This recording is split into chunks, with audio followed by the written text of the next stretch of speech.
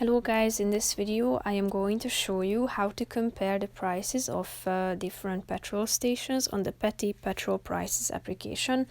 But first I just want to mention, don't forget to subscribe to my channel, because at 10,000 subscribers I am going to show you my whole YouTube revenue statistics and growth strategy, how to make money online. Now let's jump into it. First of all, open the application on your phone. Then tap on the dashboard icon down below in the left side. Then scroll down to the Compare Prices section and tap on the Compare button. Then you should choose your first station from the list, or you can also type it into the search bar if you have a particular station in mind. Then click on Select in the upper right corner of the screen, and here you can see the